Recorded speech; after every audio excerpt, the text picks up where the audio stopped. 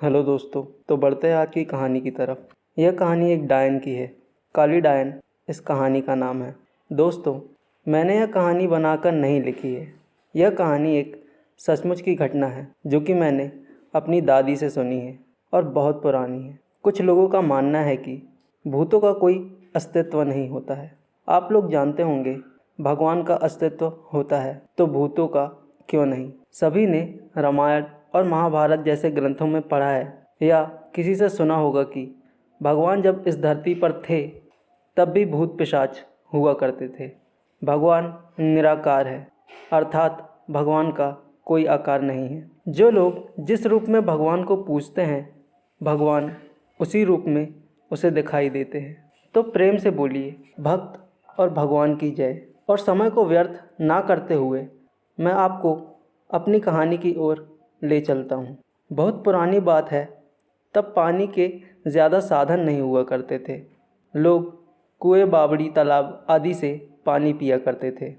तो यह कहानी भी एक तालाब की है जो कि उस काली डायन के जादू से अमृत से जहर बन गया था।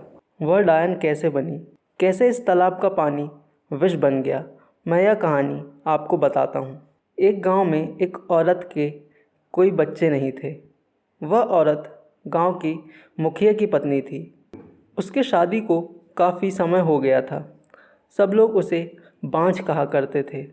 सारे गांव वाले उसका मुंह भी नहीं देखना चाहते थे। कहते थे कि इसका मुंह देख लिया तो पूरा दिन बेकार चला जाएगा। पर मुखिया की पत्नी थी, इसलिए लोग थोड़ी बहुत बात कर लिया करते थे। एक दिन गांव में एक फ़कीरा बाबा भिक्षा मांगते हुए आ पहुंचता है तो वह बातों ही बातों में उसका हाथ देखने लग जाता है और कहता है, आपको बच्चा नहीं है। वह बोली, आपको कैसे पता चला? वह बोला, मैं हस्तरेखा में निपुण हूँ और हाथ देखकर यह बता सकते हैं कि क्या होने वाला है। अच्छा, तो यह बताओ कि मेरा बच्चा कब होगा? तो उसने कहा, आपको भगवान ने बच्चा तो नहीं दिया है, पर मैं एक रास्ता बताता हूँ, वह सुनो। अमावस्या की रात को किसी ऐसे लड़के की बलि पीपल के पेड़ के नीचे दो जो अपने माँ बाप का इकलौता पुत्र हो, और उसके खून से ही अपना बाल धोना। फिर कहना, ए प्यासी आत्माओं, यह बलि मेरी तरफ से स्वीकार करो और मुझे एक पुत्र दे दो। एक लोटे में उस कुएं का पानी भरकर उसमें उसके शरीर की 2 बूंद खून मिलाकर खुद पी लेना और उस लड़के के सिर के बाल अपनी साड़ी की गांठ में बांध कर रखना, तो तुम्हें अवश्य ही बच्चा पैदा होगा। ये कहकर वह भिक्षा लेकर वहाँ से चला गया। उस दिन के 3 दिन बाद अमावस्या थी। उस औरत ने वही किया जो उस बाबा ने बताया था। उसने अपनी देवरानी के लड़के की बलि दी और खून की 2 बूंदें पानी में मिलाकर खुद पी लिया और उस सिर के कुछ बाल को काट कर अपनी गांठ में बांध लिया और बिना पीछे मुड़े अपने घर आ गई। सुबह गांव वालों को पता चला कि मुखिया के भाई के बेटे को किसी ने मार के वहां फेंक रखा है। जब यह बात मुखिया और उसके भाई ने सुनी तो वह नंगे पैर दौड़े पड़े। धीरे धीरे सारा गांव इकट्ठा हो गया। उस लड़के की माँ का रो रो कर बुरा हाल हो गया था। तब किसी व्यक्ति ने हिम्मत जुटाकर उस सिर को धड़ से जोड़ा और उसे नदी में बहाने की सलाह दी। वैसे ही किया लोगों ने।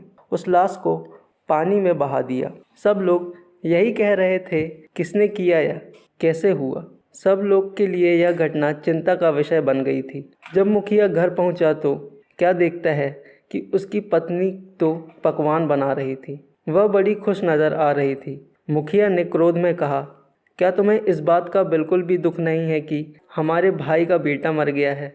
वह पहले ऐसी नज़रों से देखी जैसे कि उसे मार ही डालेगी। फिर कहने लगी, लड़का उसका मरा है, मेरा नहीं, मैं क्यों शोक मनाऊं? और हंसने लगी और कहने लगी, तुम पागल हो, तुम्हें तो खुश होना चाहिए कि अब तुम्हारे भी एक पुत्र आने वाला है। और यह जानकर और खुशी होगी कि वह इस जायदाद का अकेला वारिस होगा। वह फिर ऐसी हंसी हंसने लगी कि जैसे उसमें भूत पिशाच की आत्मा आ गई हो।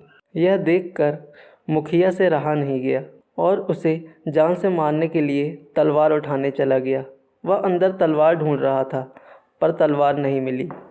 जब वह पत्नी के बेद के पास पहुंचा तो देखता है कि सारे कपड़े खून से लथपथ हैं और तलवार भी वहीं पड़ी है और उस पर खून लगा है। वह यह सब देखते ही समझ गया कि यह सब इसने पुत्र प्राप्ति के लिए बलि दी है। उसने उसे मारने का विचार बनाया कि अभी मैं इसको मार दूंगा तो सब लोग मुझे ही गलत समझेंगे, और वह वहाँ से चला गया।